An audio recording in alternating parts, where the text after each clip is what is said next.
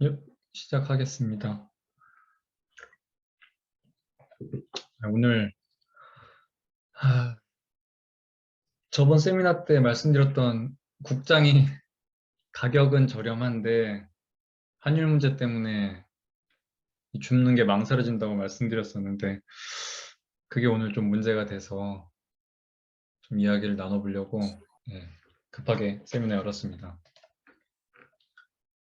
뭐 아시겠지만 지금 뭐 단톡방에서도 말씀하셨는데 경기 침체가 뭐 점점 이렇게 가시화되고 있는 것 같아요. 그래서 오늘 또 이거 경기 침체 관련 지표 확인해 보면 여기 10년물 그 미국채 금리도 있어야 되는데 미국채 금리도 지금 엄청 많이 빠지고 있네요. 지금 3.14네? 제가 보고 있는 와중에도 계속 빠지고 있었네요. 그래서 16bp나 급락을 하고 있는데 2년물이랑 10년물 비교해 보시면 지금 10년물은 16bp 빠지고 2년물 11bp 빠지는 건데 그럼 장기물이 단기물보다 훨씬 많이 빠지고 있는 상태예요. 그래서 이것만 봐도 지금 당장 경기 침체 때문에 장기물에 대한 수요가 몰리면서 장기 금리가 떨어지고 있다고 확인하시면 되고요. 지금 물론 QT를 진행한다고 하고는 있지만 만기에 도래하는 채권에 대해서만 롤오프하는 방식으로 양적 긴축을 진행하고 있기 때문에 6월에는 15일하고 30일에 집중돼서 만기가 결정되기 때문에 실제로 6월 초부터 QT를 진행했다고 해도 15일이 최초로 이 롤오프 되는 날이었어요. 물량이 빠지는 날.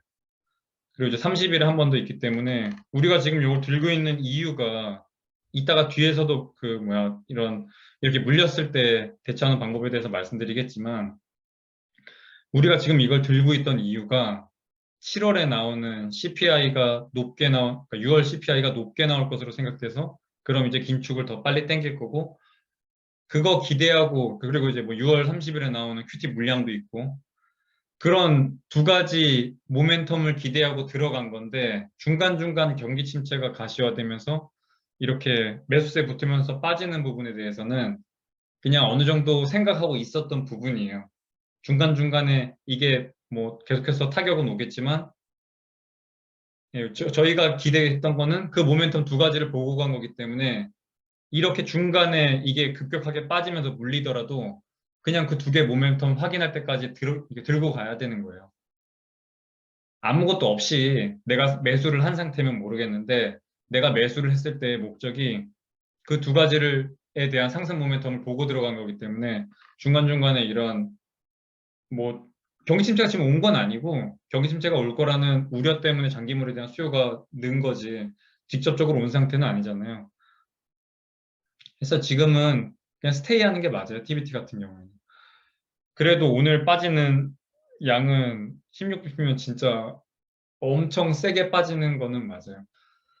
근데 그거랑 뭐 당연히 딱 콜라보 지금 되고 있는 게 닥터구리가 연중 최저치를 찍고 있어요, 지금. 하루에 3% 빠지는 거는 이런 장대 음봉이 거의 없었어요. 뭐 요런 때 이렇게 하나씩 있는 건데 오늘처럼 이렇게 빨리 빠지는 건 저도 처음 봤어요.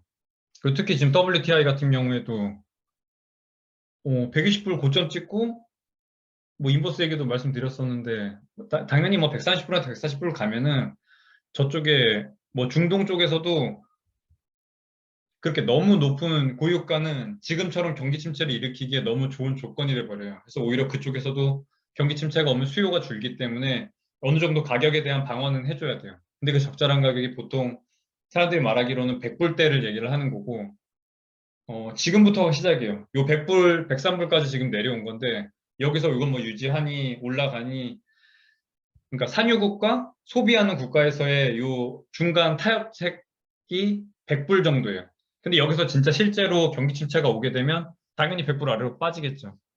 그래서 그 적절한 수준을 찾아 나가는 건데 지금 100불 정도면 그래도 뭐 인플레이션이나 이런 부분에 있어서는 서로 어느 정도 타협하는 부분이라고 생각이 돼요. 그런데 적어도 오늘 이렇게 급격하게 하락하는 부분은 경기 침체 우려 때문에 되는 걸로 보이고요. 무엇보다 일단 구리 쪽이 지금 제일 큰 문제로 보여요. 하이힐드 스프레드 같은 경우에는 오늘 515bp 기록하고 있는데 오늘 또 요 국채 금리가 이렇게 급격하게 하락하고 있기 때문에 이 부분은 아마 내일이나 내일 모레 정도 되면은 다시 급격하게 변동이 있을 거예요. 당연히 빠지겠지만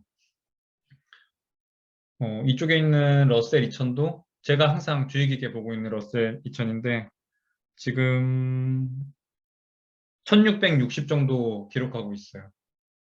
그래서 이 지금 4대 지수 중에서 지금 얘가 제일 많이 빠진 상태고 이런 중소형주 단에서 이런 경기 침체 관련된 게 오면 이 중소형주가 제일 타격이 크기 때문에 항상 러셀 2000은 주의 깊게 봐야 되는 지표예요. 근데 오늘도 빠지는 거 보면은 이 네 가지 지수 중에서 러셀 2000이 제일 많이 빠지고 있어요. 이런 지표들 통틀어 보면 경기 침체 우려로 인한 이 주가 하락으로 보는 게 맞습니다. 그리고 환율은 제가 저번 시간에 말씀드렸던 3.2일체 불가론에서 우리나라 같은 경우에 자유로운 외자의 이동과 독자적인 금융정책 이 두 가지를 채택했고 이 환율을 포기한 국가예요. 저희는 고정환율을 포기했기 때문에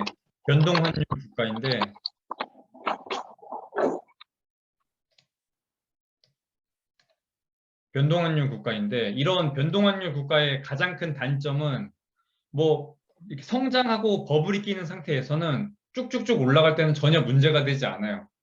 문제가 되는 경우에는 뭐 경기 사이클에서도 뭐 부흥기보다는 침체기로 접어드는 시점부터 해서 가속화가 일어나요. 이 외자의 이탈이 가속화가 일어나는 게 변동 확률 국가의 가장 큰 단점이에요. 그 변동 환율을 막을 수 있는 유일한 방법이 외환 보유고인데 이 외환 보유고에 계속해서 안 좋은 지표들이 발표가 되고 있어요. 특히 그 중에서 무역 수지 적자가 제일 크고요. 요 아래 외환 보유고 보시면 뭐 작년 말쯤부터 해가지고 계속해서 빠지고 있는 상황이고 특히 가장 문제가 되는 부분 수출입 물가가 너무 갭이 스프레드가 벌어져 있어요. 아시다시피 우리나라는 제조업 국가이기 때문에 뭐 원자재나 에너지 부분 같은 거를 다 밖에서 수입을 해서 들고 와서 제품을 만들어서 파는 그런 제조업 국가예요. 그렇기 때문에 이게 그 인플레이션에서 나타나는 원자재가 상승분으로 인한 저 수입 물가 상승이랑 우리나라가 직접 다 만들어서 팔게 되는 수출 물가의 이 스프레드 차이가 기업들의 실적 마진에 굉장히 큰 영향을 주는데 수출 물가는 수출 물가도 당연히 상승은 하고 있죠. 근데 오롯이 그러니까 수입 물가에서 나오고 있는 이 높은 상승분을 수출단에서 다 오롯이 반영해서 내보내면 상관이 없어요. 근데 지금 보시는 것처럼 이 스프레드 갭이 계속해서 벌어지고 있는 상황이에요. 근데 여기서 또 하나 되게 특이한 부분은 저희 나라 같은 경우에는 이 한전 공기업을 통해서 전력을 공급하고 있는데 이 특히 수입 물가가 되게 높은 부분 중에서 에너지 물가가 엄청 크게 상승한 부분이 있어요. 그거는 이거 다 그 기획재정부 들어가시면 한국 기획재정부 들어가면 자료는 다운받으실 수 있습니다. 이게 수출입 물가 그 엑셀 다운받으시면 각 지표에 대해서 변동폭을 확인을 할 수가 있는데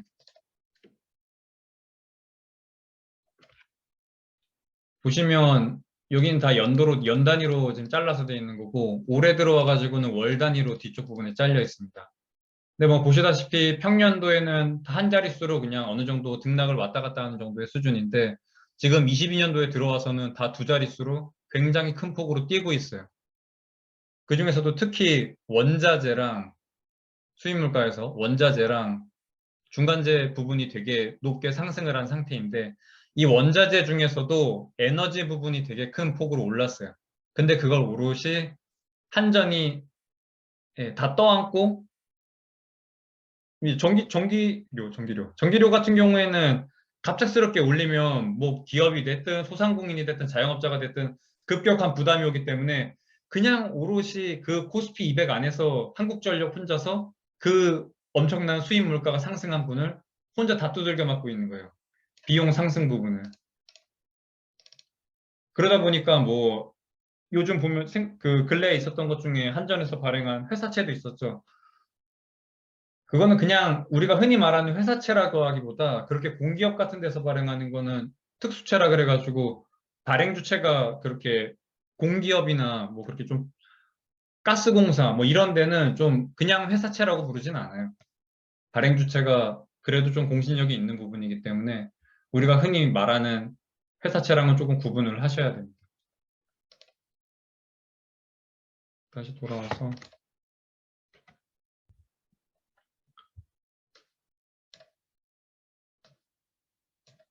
요 3년물 국채금리가 계속해서 상승되는 부분이, 그러니까 국채금리가 상승했다라는 거는 국채 가격이 빠지고 있다는 건데, 주식이 빠지는 것도 문제가 되지만 채권 시장도 훨씬 크기 때문에 채권 시장에서의 자금 이탈이랑 요 주식 시장에서의 자금 이탈이랑 두 가지를 같이 보셔야 돼요. 근데 최근에 있었던 요 상승분만 보셔도 아시겠지만 당연히 미국이 빅스텝하기 때문에 따라간 부분도 있어요. 우리나라, 뭐 이건 누누이 말씀드리지만 우리나라의 시장 금리는 코픽스라고 따로 있는데 그 코픽스는 3년물 국채 금리에 연동돼서 움직이게 돼 있어요. 뭐 당연히 기준금리가 중요한데 이미 시장에 너무 뒤쳐졌어요. 그게 포인트예요. 하느니 너무 뭐 늦었다고 하기에도 좀 그렇지만 뭐 다른 막 가계부채나 이런 문제가 껴서 그렇긴 한데 하느니 시장 금리를 못 따라가고 있는 상황이에요. 이건 확실합니다.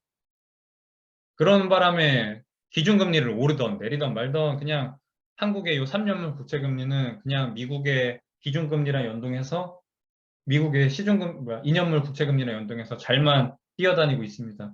그래서 지금 벌써 3.7까지 올라갔다가 3.5로 내려온 상황인데 그렇다고 외국인이 우리나라 국채에 대해서 수요가 없는 건 아니에요. 계속해서 많이 사고 있는데 뭐 요 원달러 환율에 미치는 영향을 보면 우리나라가 요즘 뭐 서학개미 막 그런 말 많이 들어보셔서 아실 텐데 우리나라에서 이 내부 외화 부족도 되게 많아요. 이 국내 외환 시장에서의 달러 수요가 급격히 늘은 부분도 원달러 확률에 계속해서 부담으로 작용은 하고 있어요.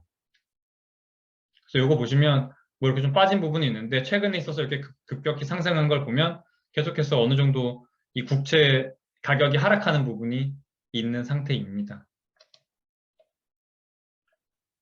이것도 저기 뭐 기재부 들어가면 다 올라와 있어요. 요건 보도 자료예요. 따로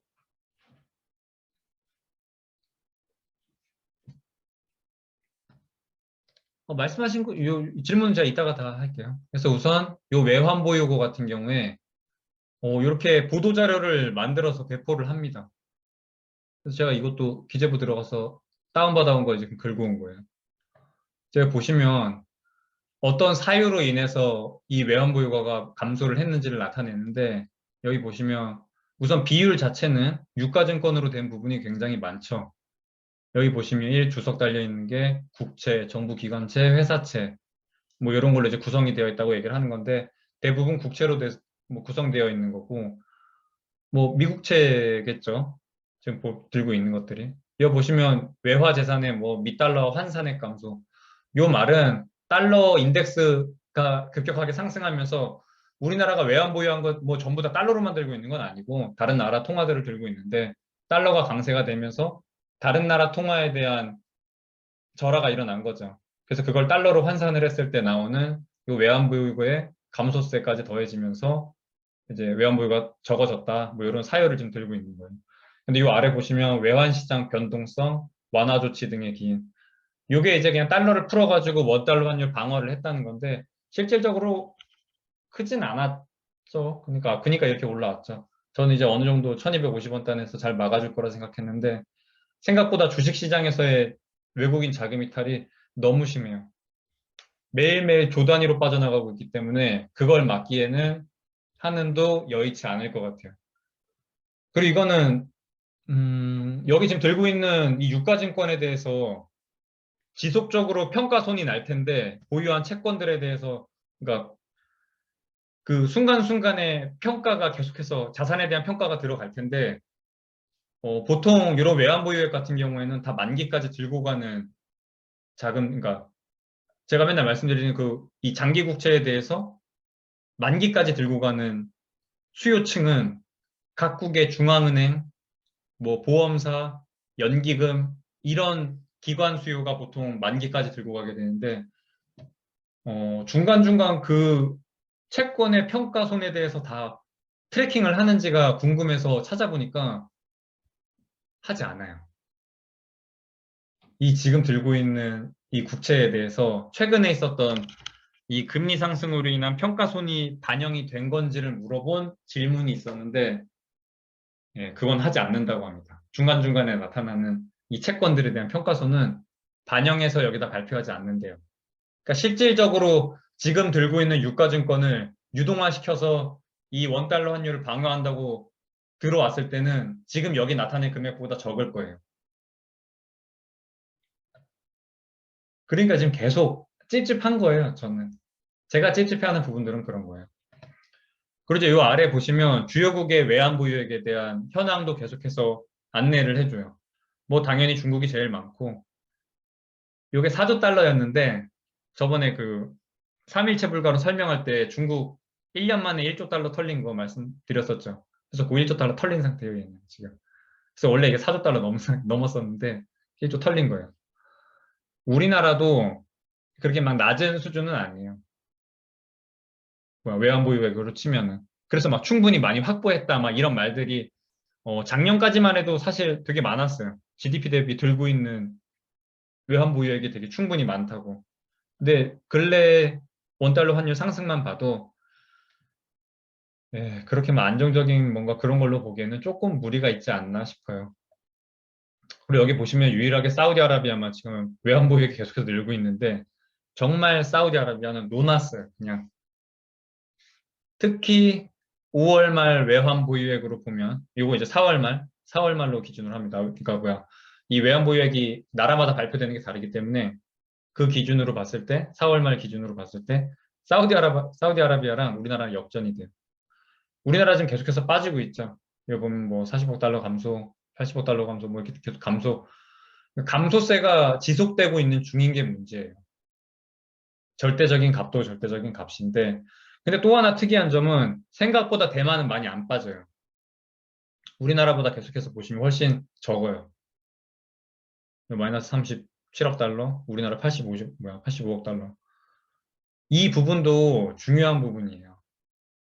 뭐 아시아에서 그래도 좀 수출, 뭐 아시겠지만 TSMC도 있고 해서 대만 쪽이 제조업적으로도 결코 나쁘지 않고 대만이 1인당 GDP로 했을 때 우리나라 이제 거의 내년이면 역전된 작년에 내년이면 역전됐다 했던 것 같은데 대만이 우리나라가 막 이렇게 여행 갔을 때 막 싸게 놀러 가고 막 이런 느낌인 건 알겠는데 절대 나라 뭐 이런 순위로 봤을 때 절대 그렇지 않아요. 1인당 GDP로 봐도 대만이 아무튼 1년 안에 무조건 역전되는 걸로 알고 있어요, 저는. 그래서 우리가 흔히 알고 있는 그런 수준으로 보기는 좀 어렵습니다. 그리고 보시면 홍콩도 엄청 많이 빠져나가고 있죠. 중국도 여기 보시면 되게 많이 빠져나갔는데 중국도 근래에 외화자금 이탈 엄청 심했었어요. 그 뉴스가 한 달, 두 달 전부터 계속해서 많이 나왔었고, 그래서 리커창이 나와가지고, 우리 이제 국채 시장 좀 개방하겠다. 뭐 이런 걸 했던 게, 요 부분이 반영돼서 그랬던 거예요. 뭐 일본은 말할 것도 없고, 지금 진해 혼자만 양적 완화하면서. 그 여기 보시면 스위스 있죠. 그 3일째 불가를 할 때도 5대 금융 말씀드렸었는데, 스위스가 거기 들어가 있어요. 그래서 근래에 있었던 스위스의 갑작스러운 50bp 금리 인상이 되게 큰 뭔가 시장의 변동을 일으킨 그런 이벤트로서 작용을 했던 거예요. 그 정도로 스위스가 되게 금융 쪽에서는 강해요. 그래서 이렇게 자세한 지표들 같은 경우에는 이거 쉽게 좀 찾아서 확인할 수 있으니까 중간중간 들어가서 확인을 해보세요. 이런 거 맨날 남이 찾아서 보여줄 수는 있는데 그래도 한 번씩 들어가 보시면 생각보다 잘 돼 있어요. 뭔가 이런 무역 수지라던가 이 전장에 있는 거 다 기획재정부 들어가서 나와 있던 거예요. 이런 것들. 네, 아무튼 뭐 무역 수지 빠지는 건 좀 거시기하네요. 대만은 무역 수지가 흑자라고 합니다. 근데 우리나라의 무역수지 적자 부분에 있어서는 그 수입하고 있는 것 중에 에너지가 상승이 제일 큰 부담일 거예요. 요거는 뭐 은행 쪽 관련돼서 제가 몇 번 말씀을 드렸었는데 그냥 조금 정리를 하려고 들고 왔습니다. 우선 미국 은행 같은 경우에 그러니까 미국이 결국에는 원달러 환율 방어를 하려면 선택을 해야 돼요. 환율과 기준금리. 환율이라는 건 달러의 가치와 우리나라 원화의 가치의 비를 나타내는 거고 이제 기준금리 차이가 얼마나 나는지 이 두 가지 변수를 가지고 조율을 해야 되는 건데 당연히 금리를 올리면 환율이 내려가겠죠. 반대로 뭐 기준금리 저쪽이 더 높으면 환율은 계속해서 올라갈 거고 그 두 가지가 만나는 점을 찾아야 되는데 우리가 어디까지 이 환율을 견딜 수 있나 우리나라가 지금 1,300원까지 온 이 시점에서 뭐 1,400원을 진짜 최상단으로 잡고 거기까지 가면은 어쩔 수 없이 기준금리 올려야겠다. 당연히 기준금리 맞춰서 올리면 방어야 할 수 있겠죠. 근데 우리나라에는 독자적인 문제가 하나 있죠. 뭐 있어? 가계부채. 미국이 금리, 기준금리 인상 쭉쭉쭉 올리면 우리나라도 그냥 같이 쭉쭉쭉 올리면 환율 방어가 가능합니다. 근데 우리나라는 3일째 불가론에서 그래도 독자적인 금융정책을 할 수 있는, 그걸 선택한 나라기 때문에 가계부채 부담 때문에 금리 인상을 여길 따라서 못 올리고 있는 거예요. 사실상 그건 어떤 권리예요, 우리의 권리. 우리나라의 국내 실정을 반영해서 이 높은 가계부채 부담 때문에 못 올리는 거예요. 우리나라 국내 사정 때문에. 근데 이제 그 아까 말씀드린 대로 환율이 어느 정도까지 올라갔을 때 우리가 목구멍까지 차오르는 그 환율이 있을 거 아니에요. 근데 이 환율이 계속해서 올라가는 거는 위에서 보여드린 물가 부담, 그걸 결국엔 달러 주고 석유 사와야 되는데 환율이 계속해서 이렇게 엉망이 되면은 이제 더블로 부담이 되는 거예요. 아휴, 그래서 아무튼 다시 돌아서 살펴보면 미국은 고정금리인데 못하네요. 고정금리에다가 원리금 상환이 그냥 고정이에요, 고정. 얘네는 그냥 디폴트로 이게 당연한 거예요. 그래서 3월에 금리 인상 시작하기 전에 30년 모기지 대출을 다들 그렇게 땡겨서 받았던 거고 우리나라 같은 경우에는 80% 이상이 변동금리로 되어 있어요. 아까 말한 그 원리금 균등상환, 뭐 원리금 분할상환, 뭐 이거 그건 제가 뭔지 잘 몰라요. 전 부동산 쪽에는 솔직히 문외한이기도 하고 모르는 건 잘 모른다고 할게요. 미국도 처음부터 이랬던 게 아니라 서브프라임 그 모기지 부실 나면서 했던 그거 한번 겪고 나서 아 이걸 다 고정금리로 바꾸자 해서 고정금리로 바꾼 거고 그때도 말씀드렸지만 미국은 그 가게가 은행에 가서 이 모기지 대출을 받으면 그 대출에 대한 일단은 은행이 가게에다가 금액을 대출을 내주고 그걸 채권화 시켜서 이 뒤에 있는 MBA 모기지 은행협회라든가 근래에는 이제 연준이 매수를 해줬죠. MBS 채권을. 그러니까 우량 은행에다가 넘기는 거예요. 우량 협회에다가. 그 리스크를 은행이 오롯이 지는 게 아니라 이걸 넘깁니다. 채권 형태로 만들어서. 그래서 중간 업자만 하고 중간에 수수료 챙기고 빠져요. 이 중앙에서 은행이. 근데 우리나라 같은 경우에는 이 민간은행이 직접적으로 부담을 합니다. 채무 관계에 대해서 전부 대차대조표에 직접적으로 기록이 돼요. 대한민국만 이래요, 거의. 그래서 요 금융 수준 대비해서 은행들의 대차대조표가 되게 자산 규모가 큰 걸로 치면 대한민국 은행들이 전 세계에서 제일 크다고 합니다. 그래서 그 채무에 대한 리스크를 전부 우리나라 그 시중은행들이 다 가지고 있어요. 미국 은행은 미국채 10년물이랑 30년물이랑 연동돼서 움직이게 돼 있어요. 근데 그 30년물과 10년물을 연준에서 임의로 시장의 가격 조정이 아니라 연준이 임의로 양적완화 해서 그 국채를 직접적으로 매입하면서 가격을 떨구고 혹은 양적 긴축을 해서 직접적으로 그걸 뭐 매도하던가 그런 방식을 통해서 뭐 땡겨 올린다던가 그렇게 좀 미국의 중앙은행에 따라서 자유롭게 이걸 조절이 가능해요. 우리나라 같은 경우에는 코픽스라고 기준금리, 그러니까 시장 기준금리가 존재하고 요 코픽스에다가 각각 그러니까 이 신용도나 뭐 그런 거에 따라서 이제 뭐 우대금리나 이런 거에 따라서 가상금리가 붙어서 최종 대출금리가 결정이 됩니다. 근데 그 보통 코픽스가 3년, 국채 3년물에 다 연동이 돼 있고 요 3년물은 다시 10년물 요쪽 미국채랑 연동이 돼 있어요. 그래서 미국의 이 금리 인상 변동에 따라서 국채 3년물이 움직이고 그거에 따라서 코픽스가 움직이는 이런 수순이에요. 이렇게 안 되려면 하느니 직접 진작부터 금리 인상해서 이걸 쫓아갔어야 되는데 아까 말씀드린 것처럼 국내 사정이 여의치 않아서 그걸 못하고 있었고 그래서 국채 3년물이 요 미국의 기준금리 따라서 움직이고 있는 상태예요.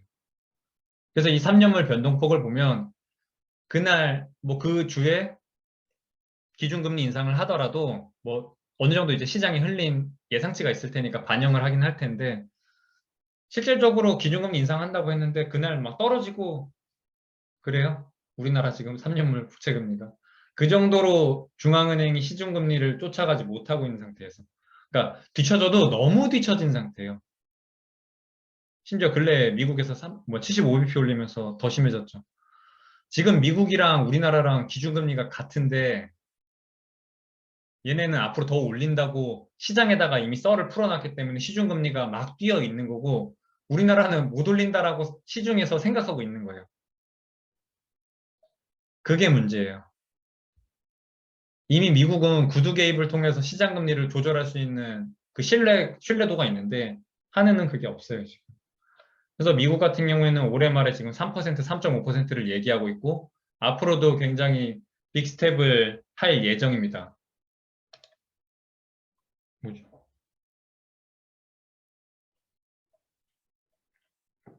그리고 미국은행 같은 경우에는 이 리스크 회피에 대한 게 굉장히 잘 돼 있고 뭐 부도 부실률에 대해서 트래킹도 잘하고 그걸 왜 잘하냐면 예전에 그런 금융위기나 이런 걸 한번 겪었으니까 그 뒤부터 해서 이런 금융 쪽에 대한 법이 굉장히 강화돼 있어요, 이쪽은. 그래서 대선 충당금도 보면 그러니까 올해 초 1월에 발표됐던 그 미국 은행주들의 그 실적 발표 보시면 전부 다 이 대손 충당금 쌓느라고 뭐 실적 마이너스 40% 나오고 막 그게 엄청 컸어요. 근데 왜 그러냐면 이 대손 충당금 쌓느라고 한 거예요, 그게. 잠시만요, 이거 노트북 제가 충전기를 안 뽑아서.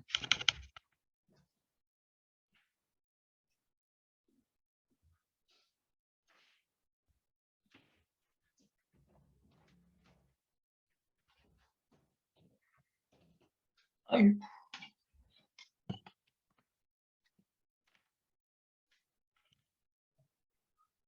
네, 근데 이제 우리나라 같은 경우에는 또 골 때리는 게 이 대손 충당금을 충분히 쌓지 않아요. 그거에 대한 규제가 굉장히 느슨한 상태고, 어, 무엇보다 근래에 있었던 요 코비드 대출? 이 뭐야? 코로나 부실 대출들 있죠. 그게 중간중간에 이자를 계속해서 받으면서 그 채무자에 대한 신용도를 트래킹을 계속해서 해주면서 그 부실률을 확인을 해야 되는데 거의 1년 반째 계속해서 그냥 무기한 연장해주면서 그냥 그게 붕 떠 있어요, 지금. 그 121조가 전혀 은행에서 트래킹을 하지 못하고 있는 상태예요. 그 부실률이 측정이 안 되니까 대손충당금을 못 쌓지. 저는 그게 제일 걱정됩니다. 근데 그 만기 도래하는 게 9월에 있어요. 그래서 얼마 남지 않았어요. 그래서 저 같으면 대한민국에 투자 안 합니다. 제가 외국인이면. 그 높은 가계부채 부담 때문에 우리나라 같은 경우에는 기준금리 인상을 얼마나 할지 모르겠어요. 여기는 어느 정도 할 거라는 거를 계속해서 시장과 소통을 하잖아요.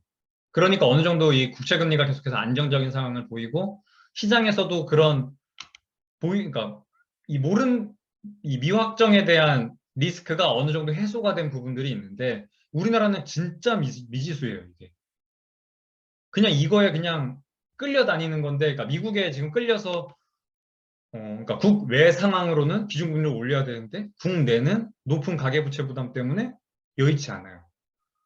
미국의 양적 완화는 미국 중앙은행이 부채 부담을 오롯이 다 들고 가면서 아니면 정부가 엄청난 국채 발행을 했고 그걸 연준이 다 사줬고 그러니까 그런 부채에 대한 부담을 정부에서 중앙은행으로 넘기는 식으로 해서 가지고 있는데 우리나라는 그냥 기준금리만 떨궈 놓고 대부분 가계가 그 부채 부담을 가지고 있어요.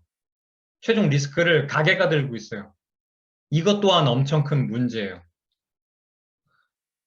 이 높은 부채에 대한 거는 뭐 일본은행도 지금 보면은 BOJ도 그렇게 하고 있죠.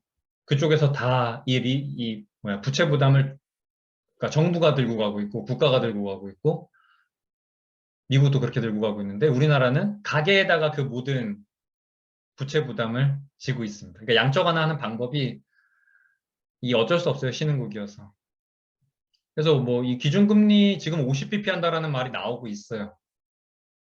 한국의 그 금통위는 이 3월 단위로 없어요. 3월, 6월, 9월, 12월 이렇게 4개의 달이 금통위가 없어요. 미국의 FOMC는 6주마다 열리게 돼 있어요. 그래서 뭐 가끔 가다가 요 한 달씩이 빠지게 되는데 이제 근래에 빠지게 되는 건 8월이 빠지게 됩니다. 근데 7월에 발표되는 6월 CPI가 만약에 높게 나온다면 8월에도 긴급 FOMC 소집해서 뭐 50bp라도 25bp라도 한번 올릴 확률은 굉장히 높습니다. 여기는 계속해서 달려나갈 거고 코픽스는 연동돼서 계속해서 올라갈 거고 근데 이 기준금리는 얼마나 올릴지 모르겠고 미지수가 천국이에요. 이 나라는 지금. 특히 그 코로나 부실 대출. 요즘 보시면 그 뒤에 있나? 금리 여러분이 흔히 알기로 금리 인상을 하면 은행주가 좋아야 되잖아요.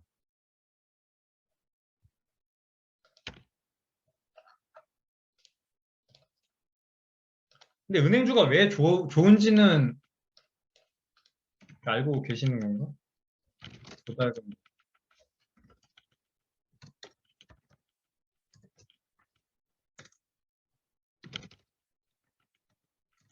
수익. 대출금.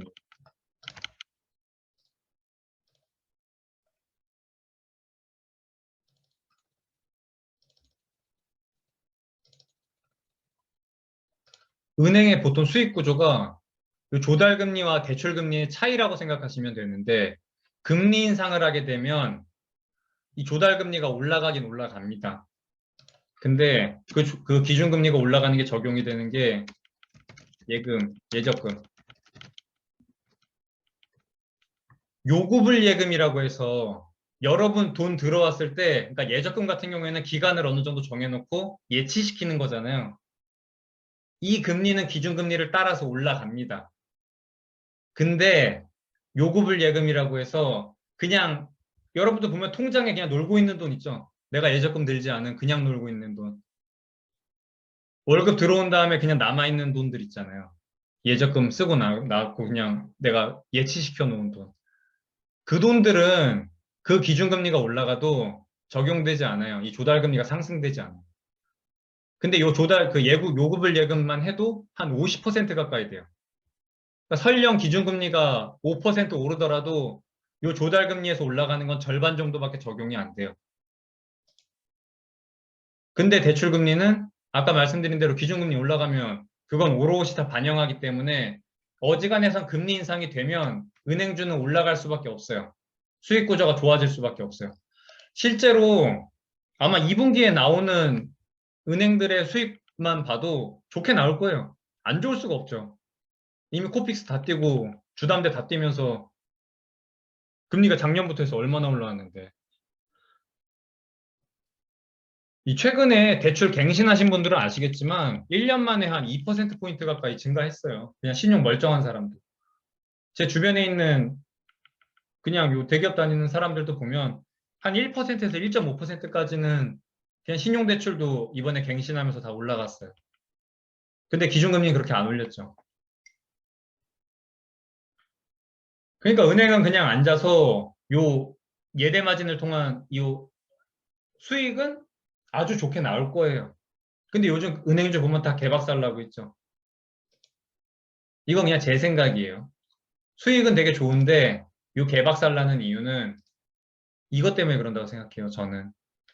요 부족한 대손충당금과,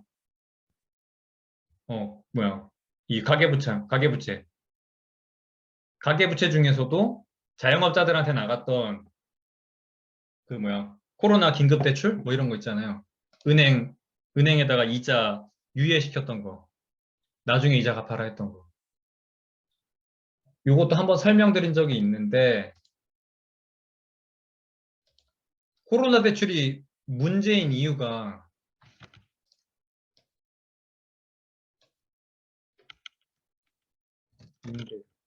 내가 자영업자라고 치면 임대료 800만 원.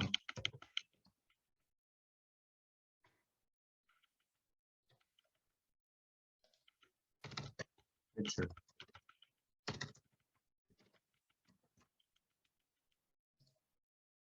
비용에서 이제 임대료 부분이 크니까 뭐 800만 원이라 치고 뭐 인건비나 이런 거 다 그 외 부대 비용 인건비랑 그런 거 다 해서 200만 원.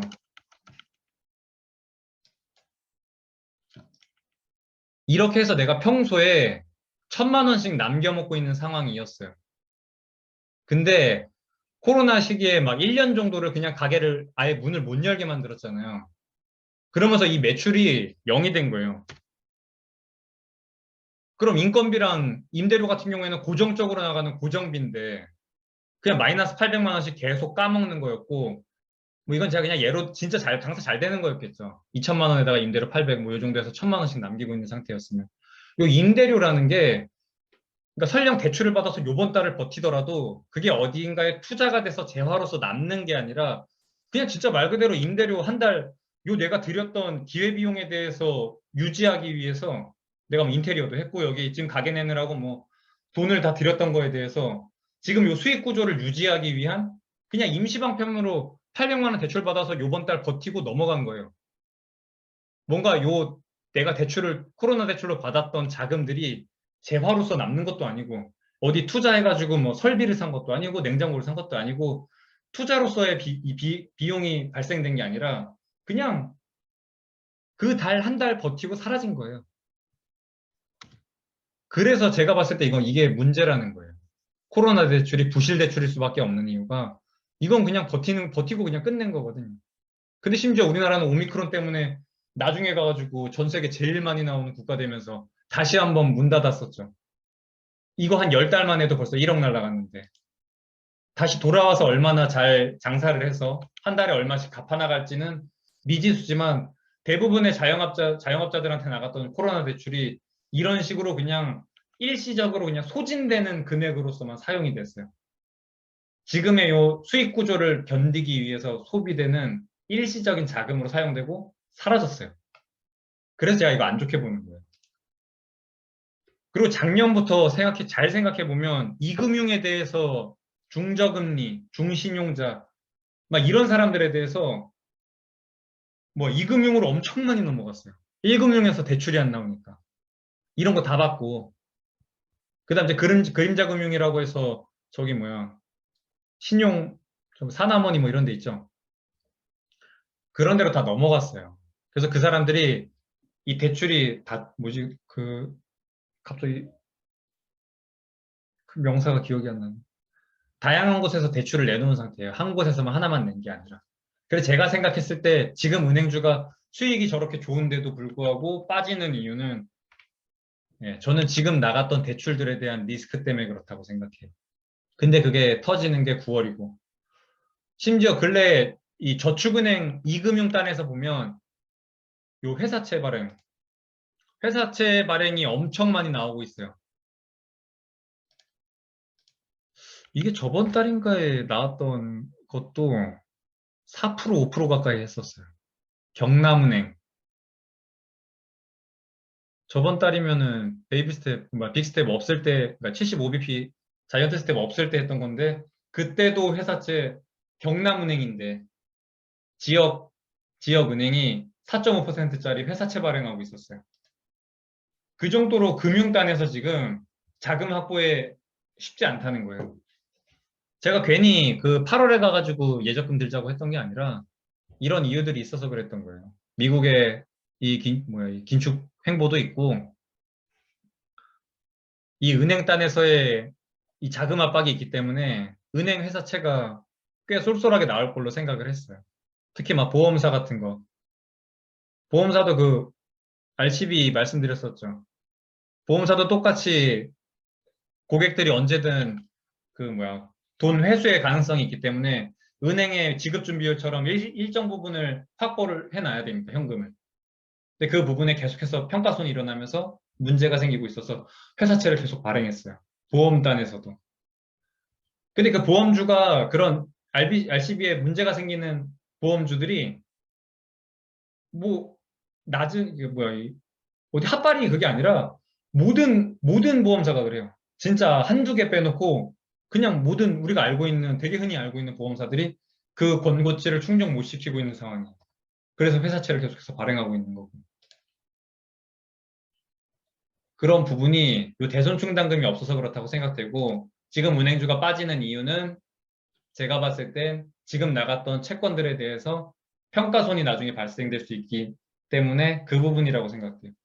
7월 옵션 체크라고 하는 부분은 그래도 좀 그나마 좀 고무적인 부분은 근래 국장이 매우 많이 빠지고 있는 상황에서도 예, 옵션은 위클리 옵션은 풋옵션 매수가 굉장히 많은데 외국인 포지션이 한번 보고 올게요.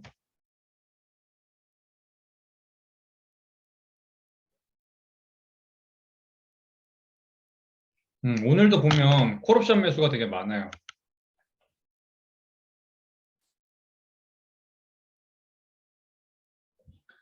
그래서 다음 7월에 오는 옵션 만기 때 지금의 이런 콜옵션 매수가 계속 된다고 하면 아무튼 콜옵션 매수가 외국인 쪽에 계속 걸려 있는 거 보면 다음 옵션 만기 전까지는 반등이 한 번은 크게 오지 않을까 생각해요.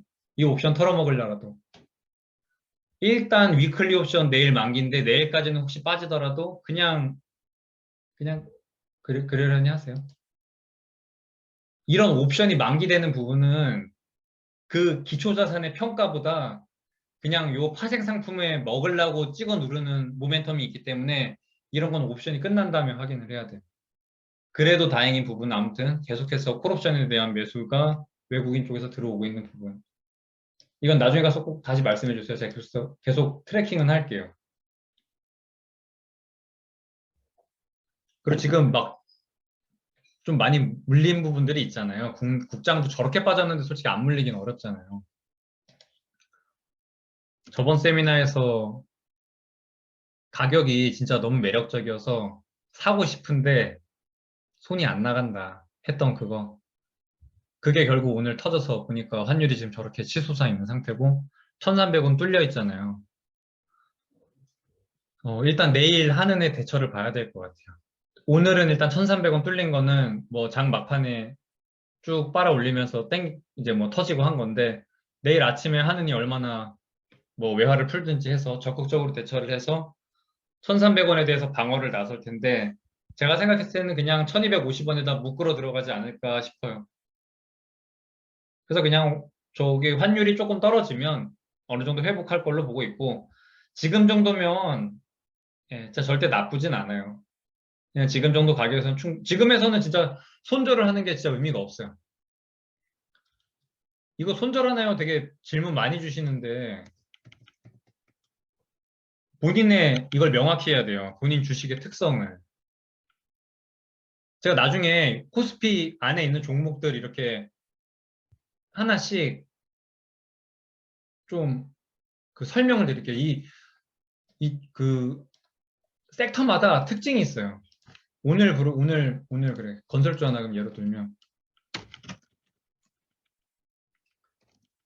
건설주 같은 경우에는 일단 정부의 정책이 되게 크죠. 오늘도 보면 뭐 분상제 뭐 어떻게 한다. 뭐, 뭐 주담대 관련된 것도 있을 거예요. 주택 관련된 뭐 신정부 들어올 때도 생각해 보면 주택 관련돼서 규제 완화해 주면서 앞으로 뭐 주택 공급 많이 늘어날 거야 이러면 건설주에 당연히 좋겠죠. 그런 걸로 봤을 때 건설주라는 종목은 정부의 정책에 굉장히 모멘텀이 왔다 갔다 하는 거예요. 정치 쪽이랑 굉장히 관련이 많기 때문에 본인이 건설주에 투자하고 있다가 하면 이런 부분을 신경 써서 봐야 되는 거예요. 그리고 원자재, 철, 시멘트 이런 가격의 동향이 되게 중요하겠죠. 특히 철 같은 거. 인건비도 있을 거고. 내가 지금 투자하고 있는 종목이 그러니까 매수를 할 때 아무 생각 없이 매수하지 말라고 하는 이유가 이런 것 때문에 그러는 거예요. 당장 오늘 정부의 정책이 나올 게 발표 예정이었으면 그러니까 기다려보는 거죠. 내가 생각했을 때 정부의 정책이 뭐 주택 공급을 늘린다던가 분상제 풀면서 이 건설주의 기업 마진이 늘어날 여지가 있다고 내가 그쪽에다가 조금 더 큰 확률을 가지고 있다면 들고 가는 거죠. 이 건설주 같은 경우는. 근데 그게 안 좋다고 하면 정리를 해야죠. 내가 생각했을 때 그게 안 좋다고 하면은. 그냥 아무 생각 없이 지금 싸니까 들어간다. 이게 제일 문제예요. 혹시라도 매수 사유가 과거에 싸서 들어간 경우에는 이런 기준이 없어요. 내가 팔아야 될 기준도 없고 매수 기준도 없고 가격을 삼는다? 얼마까지 오면 팔겠다? 제가 생각했을 때 제일 이상한 게 솔직히 그 가격 가지고 얼마에 팔겠다 이건데 물론 차트 띄워놓고 저는 차트에서는 진짜 가로줄만 그어요. 이 막 미친 듯이 막 이 대각선 그어가지고 만나는 점 막 긋고 이거 하지 말고 그걸 왜 하고 있어 도대체 주식에서. 그게 아니라 이 가로줄을 그으면 어디서 사람들이 많이 매물대가 형성이 되어 있는지 뭐 어디에서 많이 저항을 받았는지 그런 걸 보면 사람들이 이 평단이 보이잖아요. 그냥 그런 거 볼 때 확인을 하는 거죠. 그거 말고는 좀 차트는 쓰지 마시고 이런 모멘텀들을 확인하는 게 제일 좋을 것 같아요. 화장품. 화장품도 제가 한번 코스메스 가지고 했었죠. 그 당시에 제가 코스메스를 매수했던 사유를 몇 가지 말씀드렸었잖아요. 중국의 리오프닝,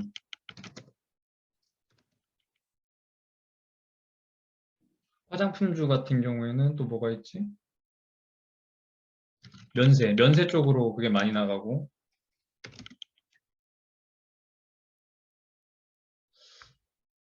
마스크 해제.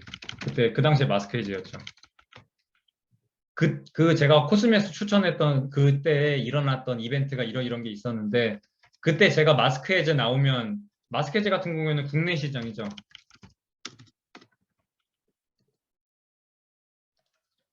면세점. 이것도 결국엔 리오프닝인 건데, 중국이 갑자기 봉쇄해버리면서 그때 코스메스 개떡 나겠었죠. 근데 그건 솔직히 내가 중국이 갑자기 코로나 퍼지면서 봉쇄할진 몰랐지. 근데 재수없게도 진짜 딱 그 추천하자마자 그거 터지면서 많이 빠졌었고 마스크 해제되면서 국내 마스크 실외에서 벗게 되면서 이제 그거 제가 기다리자 그랬잖아요. 이 국내 코로나 규제가 계속해서 완화되고 있는 상황이었고 결국에 최종적으로는 실외 마스크 해제가 나올 거니까 요 모멘텀 타고 빠지자 그랬잖아요, 그때. 그래서 결국엔 실외 마스크 해제할 때 상승 모멘텀 나오면서 그거 다 회복했죠. 뭐 86,000원, 87,000원 나가면서 네, 평당 결국에 다 회복하면서 다 익절했었는데 그것처럼 이런 모멘텀이 남아있는 경우에 앞으로 향후 상승 모멘텀이 남아있는 경우에는 지금 가격도 적절하고 향후 상승 모멘텀도 있고 하면은 들고 가는 거죠. 근데 그 모멘텀이 없어. 메타버스? 메타버스 이제 언제 다시 메타버스가 언제부터 돈을 벌겠어요? 생각해보면. 지금 비대면 끝났잖아요. 더 이상 비대면이 없어요. 메타버스는 한참 비대면이랑 엮어서 올라갔던 건데, 그래, 이런 거. 고려 신용정보. 고려 신용정보 같은 경우에는, 채권 추심업체, 뭐, 국내에서 이게 제일 가는 그거라고, 뭐, 진작부터 계속해서 막 나오고 있었는데, 제가 아까 말씀드린 것처럼, 뭐, 이 하이힐드 스프레드 벌어지는 것도 그렇고, 한국 이 국내 은행에서도 일단 당장 여기서 내줬던 대출에 대해서 채권 손실이 일어날 것으로 뭐 모두가 지금 우려를 하고 있잖아요. 아직 문제가 되진 않았잖아요, 근데. 향후 문제가 됐을 때, 이거 말하는, 이거, 고려신용정보. 저 채권 추심 업체가 그때 가가지고 이제 모멘텀이 한번 발생할 수 있겠죠. 이런 거 기대하면서 들고 가는 거죠. 상승 모멘텀이 나올 수 있을 때. 뭐 그냥 단순하게 생각하면 삼성전자면은 그런 거 신경 쓰지 말고 그냥 들고 가면 되고, 포스코 같은 데도 뭐 그런데 좋잖아요. PBR도 낮고 저퍼주들. 화학주도 화학주도 괜찮을 거예요. 지금은 이 뭐야 유가가 고유가 상태여가지고 실적이 안 좋은 것처럼 보일 수 있는데, 지금은 당장 오롯이 정가는 못했지만, 이것도 하나 말씀드려야겠는데,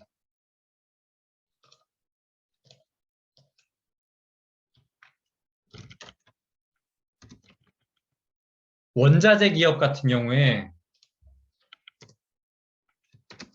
소재 기업이라고 칩시다. 원자재도 철강 기업도 결국에는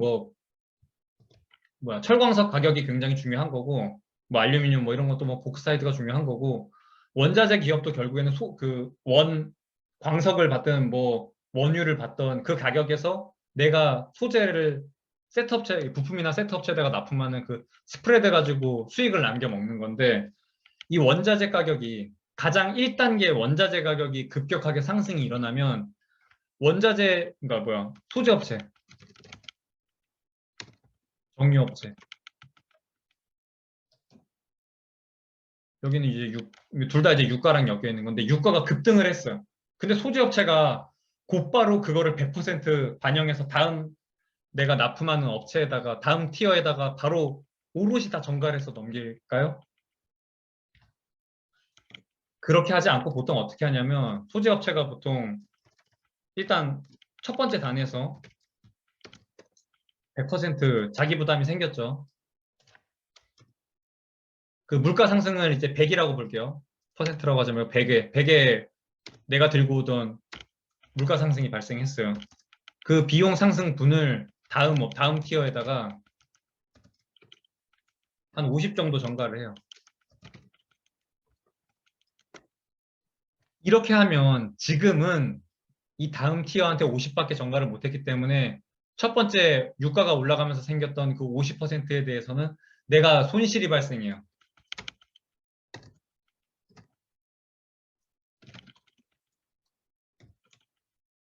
지금은 손실인데 나중에 가서 그럼 다시 유가가 다시 돌아왔어요.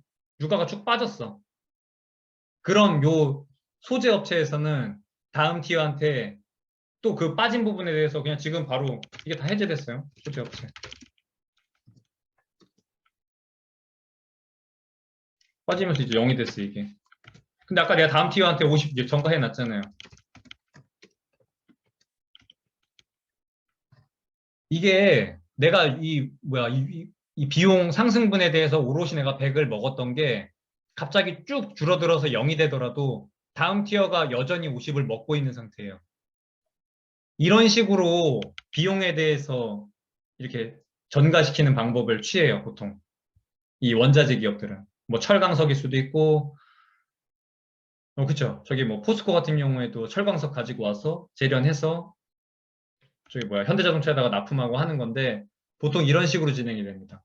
소재업체가 처음에는 100을 부담하고 다음 티어한테 50 전가시키고, 일단 내가 손실 50%는 그냥 오롯이 내가 먹고, 이 원소재가 다시 가격이 쭉 빠지면서 소재업체에서 비용 부담이 0이 되더라도 다음 티어한테는 여전히 50을 전가시키면서, 이렇게 좀 나눠서 기간을 길게 가져가가지고 요 비용 부분에 대해서 손실을 전가합니다. 그래서 오히려 이 원자재가가 빠지는 시기, 지금처럼 인플레이션이 디스인플레이션이 발생되고 있는 이 시기에는 오히려 원자재 단에서 수익이 조금 나아질 수가 있어요. 이 비용 부담 전가를 이런 식으로 하게 됩니다.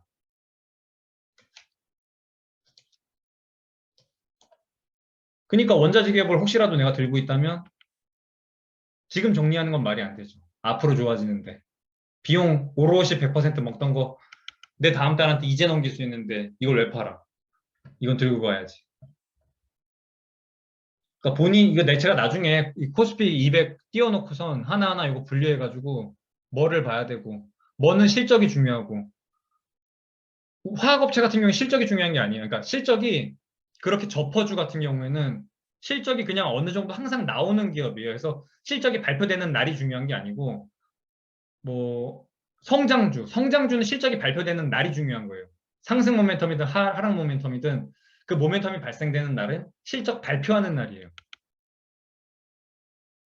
본인이 들고 있는 종목에 언제 모멘텀이 발생하는지에 대해서 근데 그것도 모르고 사는 거면 좀 거시기하긴 한데 그건 그냥 당연히 알고 있어야 되는 거예요. 말씀드린 것처럼 건설주 같은 경우에는 오늘 조금 건설주는 오늘 정부 정책이 그렇게 건설주에 유익한 방향이 아니었다고 해서 오히려 되게 많이 빠진 걸로 제가 알고 있어요. 건설주의 모멘텀이 발표되는 거는 정부의 정책 발표 날. 그러니까 이런 감을 가지고 있어야 돼요. 그 저퍼주랑 고퍼주랑 이 설명도 제가 나중에 드릴게요. 성장주는 실적이 계속해서 성장해야 되는 거예요. 성장주도 결국엔 그냥 가치주, 우리가 흔히 말하는 저퍼주, 뭐 원자재 관련주라던가 그냥 고정적으로 일정 부분의 수익을 계속해서 창출해내는 캐시카우 같은 업체들. 성장주도 결국엔 가치주로 변하게 되어 있어요. 그 고퍼가 저퍼로 바뀌면서 안정적인 수익을 내는 구조로 바뀌게 되어 있습니다. 근데 내가 여전히 그거 보면서 아니 수익이 안 나오는데 그러니까 수익의 증가가 보이지 않고 수익이 그냥 고만고만하게 계속해서 유지되는 상태가 되면 성장주는 결국에는 빠질 수밖에 없어요. 왜냐하면 내가 성장주기 때문에 거기다가 고밸류를 투자를 했던 건데 그럼 그 고밸류를 해소를 해줘. 그러니까 그 고밸류를 해소시켜야 되는 거죠. 저퍼로 바꿔야 되는 거예요. 실적이 증가하지 않기 때문에. 근데 가치주는 말 그대로 가치주인 게 실적이 증가분이 그렇게 클 수가 없어요. 지금처럼 막 인플레이션이 어떤 이 원자재 단에서의 급격한 변동이 있거나 이런 경우에나 가능한 거지. 저퍼주들은 그냥 다 항상 그냥 고만고만한 방어주죠. 그러니까 경기민감주들. 식품주가 특히 그렇고. 요 원자재 기업 중에 그게 그래. 식품주도 여기에 되게 큰 거예요. 식품. 식품주는 기본적으로 필수 소비재이기 때문에 가격 상승하는 데 있어서 가격 저항이 엄청 심해요. 조금만 올려도 소비자들이 다른 걸로 갈아타거나 아니면 업체들이 다 같이 올려야 되는 부분들. 나만 올리면 그냥 옆에 있는 업체 거 써버리니까 그러니까 이제 담합을 많이 했던 거고. 요즘은 이제 담합 못하게 했으니까. 소재단에서 요즘 특히 곡물 가격이 급격하게 상승했는데 그 100% 상승한 부분을 처음에는 오롯이 다음 이건 소비자 물가겠죠. 소비자 물가로 요 곡물 상승분에 대해서 오롯이 전가하지 못해요. 대신에 얘네는 좋은 게 곡물 가격이 너무 올랐기 때문에 이 가격 전가 할게 해가지고 소비자들을 만약에 납득시킬 수 있다면 지금 이렇게 조금 전가시켰던 부분이 평생 갑니다. 이거는 얘네는 가격 탄력성이 되게 낮아. 뭐라 그래야 되지? 가격이 한번 올라가면 내려올 수가 없어요. 여기도 하반경 직성이 있어요. 근데 올리는 거에 대해서도 굉장히 어렵습니다.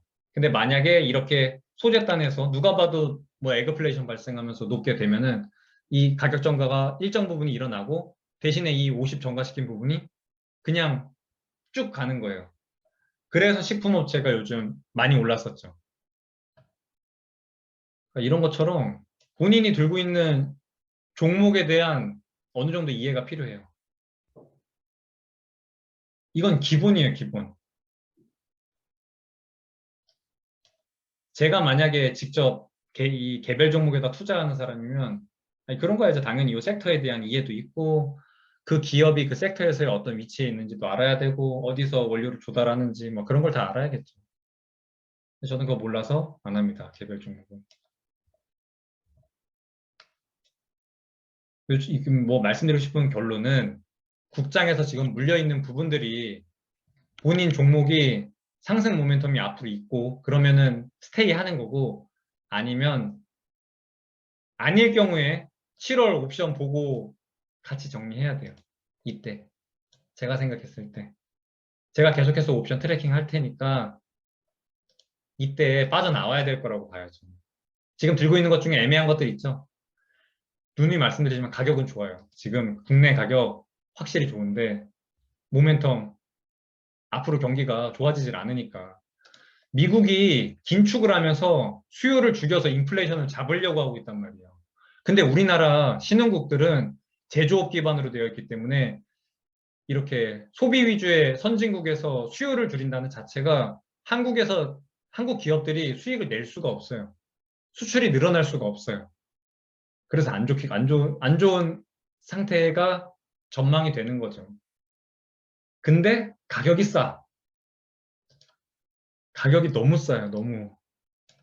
근데 그 해소가 언제 될지 모르겠어요. 결국엔 저 환율이랑 우리나라가 얼마나 긴축을 같이 발맞춰서 나갈지가 포인트입니다. 그래서 지금 들고 있는 게 두 가지 경우죠. 이렇게 상승 모멘텀을 앞으로도 가질 수 있는 기업, 혹은 삼성전자처럼 그냥 우량 기업이면 그냥 2년 정도는 그냥 무조건 스테이예요. 절대 팔지 마세요. 근데 그 제가 싫어하는 기업들 있죠, 그것들. 특히 게임주. 그런 것들은 요때 정리합시다. 근데 옵션 보면 반등이 오긴 올 거예요. 이 1,300원에 올라가는 게 우리도 터키 환율 엄청 올라갔다고 하니까 그럼 터키에 집 하나 살까? 이런 얘기 많이 했잖아요. 막 열 몇 배씩 올라가 버리니까. 저기는 물가 상승률 지금 75%예요. 작년 대비 물가 상승률이 75%예요. 터키는. 우리도 막 그런 장난 많이 쳤잖아요. 터키 지금 리라와 사놔야 되는 거 아니야? 이런 것처럼 선진국에서 봤을 때 우리나라도 일정 수준 이상으로 환율이 저렇게 올라가면 이거 되게 싼데? 하면서 매수세가 붙습니다. 그게 한순간에 붙어요. 김 교수님도 그 얘기를 했던 거고, 어느 정도 환율이 계속해서 상승을 하면 외국인이 충분히 매수할 가치를 갖게 된다. 왜? 원화가 싸졌으니까. 내가 지금 달러 들고 들어오면 원화로 엄청 많이 바꿔서 주식 훨씬 많이 살 수 있으니까. 그것처럼 환율 저거 뚫고 올라가기에는 쉽지 않아요. 오늘 지금 비록 뭐 1300 얼마 올라가 있는데 외환당국 개입해서 내려오긴 내려올 거예요. 그럼 어느 정도 주식도 제자리 찾을 거고.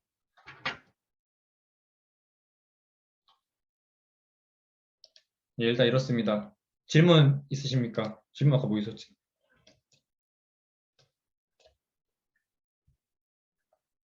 최근 미국 국채 금리가 떨어져도 한국은 국채 금리가 오르는 것 같던데 감세 정책을 하는 것도 영향이 있을까요? 우리나라 국채 금리 같은 경우에는 굉장히 정부의 정책 발표에 따라서 이 변동폭이 심해요. 말씀하신 것처럼 감세 정책을 한다는 자체가 이 정부라는 게 수입이 있어야 이제 지출을 할 거 아니에요. 수입은 두 가지 경우입니다. 첫째는 세금, 둘째는 국채 발행. 근데 감세를 한다는 자체가 감세를 했으니까 어디서 충당을 해야 될 거 아니에요. 그럼 이제 국채 발행이 늘어나겠죠. 그런 부분 때문에 국채 금리가 오를 수 있어요. 작년에 이재명 후보가 막 이 전 국민 이 현금 살포할 때 생각해 보시면 그럼 그거 다 어디서 나겠어요? 국채 발행하는 거지. 그때 국채 금리가 미친 듯이 올라갔단 말이에요. 그런 것처럼 이런 작은 나라 같은 경우에는 미국은 저 국채 시장에 이 수요 참여하고 있는 자금 자체가 그러니까 규모가 크기도 하고 참여하고 있는 뭐라 해야 되지? 시장 참여자가 굉장히 많기 때문에 수요와 공급에 따라서 굉장히 이 자금이 이 국채금리 결정이 신속하게 일어나는데 우리나라 같은 경우에는 그냥 우리나라 안에서만 보통 이루어지고 왜냐면 원화에 대한 국채 수요가 그렇게 있긴 좀 어렵죠. 지금처럼 환율이 변동하는 폭만 봐도 우리나라 같은 나라의 국채 수요가 뭐 얼마나 있겠어요. 그러니까 원화 국채인 거죠. 그래서 이 감세 정책을 한다는 거는 감세 정책을 했으니까 국채 발행이 늘어나겠구나라고 생각해서 국채 금리가 오르는 경우가 있습니다. 금융안전보고서 오늘 나와서 읽어봤는데 리스크가 과소평가돼서 대손 충당금 쌓아야 한다고 하네요. 예, 딱 요겁니다, 지금. 리스크가 왜 과소평가가 됐냐면 중간중간에 이자를 받아야 그 채권들에 대해서 부도율이 얼마인지 뭐 그 사람의 신용도가 어떻게 변했는지 그런 부도율에 대한 트래킹을 해야 이 대손 충당금을 쌓을 텐데 그걸 못하고 있으니까 뭐 지표가 있어야 대손 충당금을 쌓든가 말든가 하지. 함부로 쌓기에도 이거는 실적에도 굉장히 안 좋게 평가되기 때문에 굳이 뭐 딱히 기준도 없는데 쌓을 수가 없죠. QT로 인한 30일에 있는 롤오프는 하루 동안 진행되는 건가요? 네, 뭐 하루겠죠? 하루? 만기일에 네, 그냥 상환하는 거죠. 하루라도 늦으면 늦는 거죠. 질문 없으십니까? 1시간 정도 딱 했네. 오늘도 수고하셨습니다. 오늘 되게 많이 빠져서 저도 이제는 진짜 속상한 지경까지 왔어요. 너무 빠지니까 해도 너무 한다 싶을 정도로 너무 빠지니까 제 주변에도 요즘 주식하는 친구들은 다 너무 표정이 너무 안 좋아요. 삼성전자를 6만 원에 샀는데 물리는 게 어딨어. 6만 원에 샀는데 물리는 게 어딨어. 6만 원에 샀는데 9만 얼마 하던 거. 진짜 차트 보면 가관이에요. 대출이자. 그래, 이거. 대출이자 감해주는 거는 지금 아까 말씀드린 것처럼 우리나라도 미국은행 따라서 기준금리를 올려야 되는데 이 가계부채가 부담이 되잖아요. 왜 가계부채가 부담이 되냐면 변동금리니까. 미국이 지금 자이언트 스텝 왜 막 하고 있는데 여긴 다 고정금리니까. 고정금리니까 기존의 대출자들이 부담이 없는 거예요. 이자 비용 증가를 안 하잖아. 대부분 고정금리로 돼 있으니까. 여긴 다 고정금리예요. 중간중간에 양적 완화할 때 다 대환해. 지금 금리도 되게 낮아졌으니까 너 예전에 비싸게 변동금리로 빌렸던 거 다 대환해서 낮은 금리로 다 빌려가 해서 미국은 대부분이 고정금리예요. 그러니까 여기 자이언트 스텝, 빅스텝 막 때리고 있는 거예요. 그러니까 여긴 가계부채 얘기 안 하죠. 미국은. 근데 우리나라 하잖아. 그래서 이건 그냥 제가 생각했을 때 방법이에요. 지금 이러지도 못하고 저러지도 못하잖아요.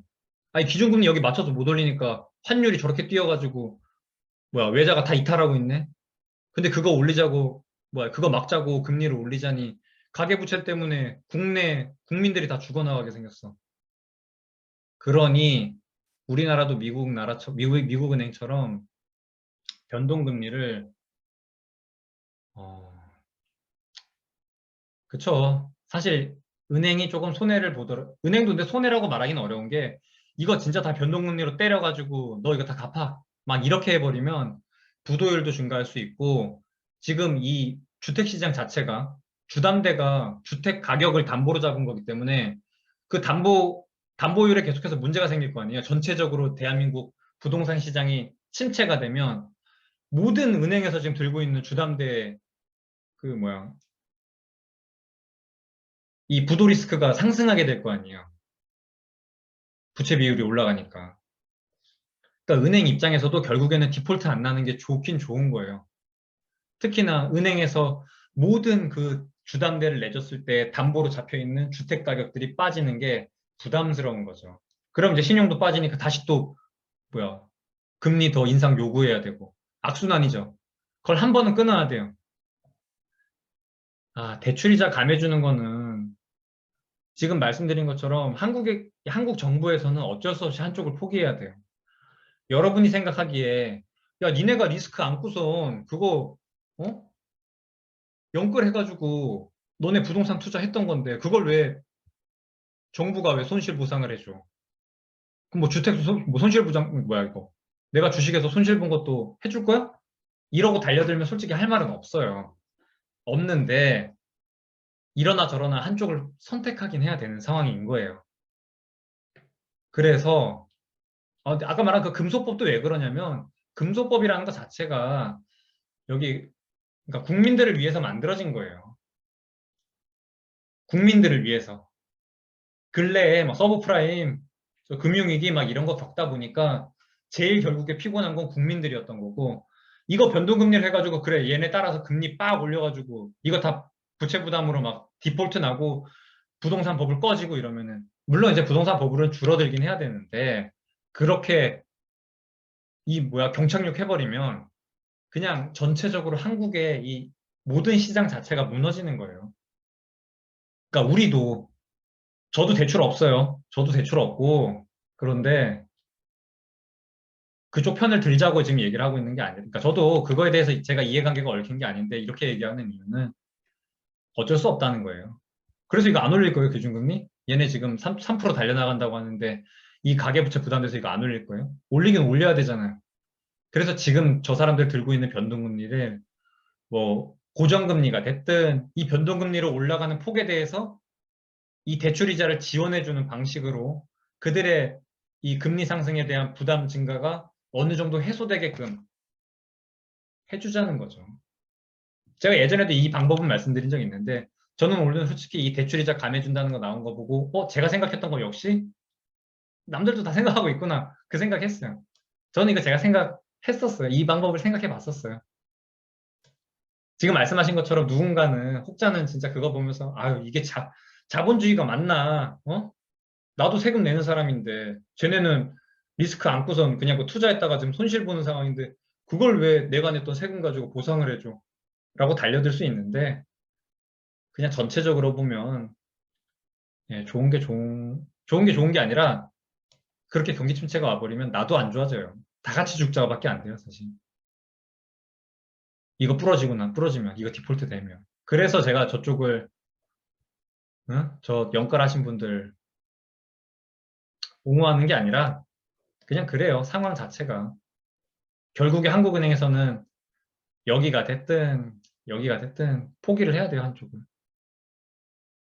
억울한 거, 억울한 거 저도 억울해요. 억울한 거 저도 알겠는데 자본주의 시장에서 그게 맞냐? 이러고 나오면 할 말 없어요.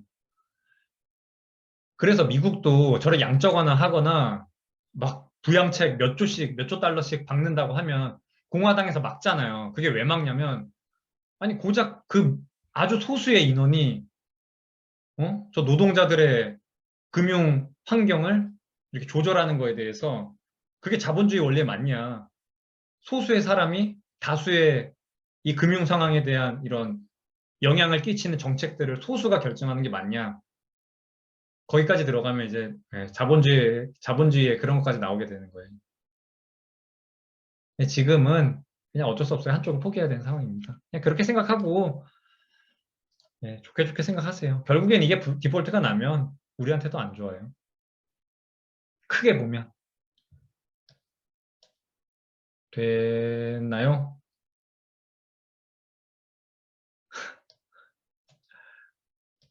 저도 옛날 같으면 바락바락 했을 거예요. 그렇게 생각하세요. 질문 없으시면 오늘은 이만하겠습니다. 네, 안녕하세요. 빠이빠이.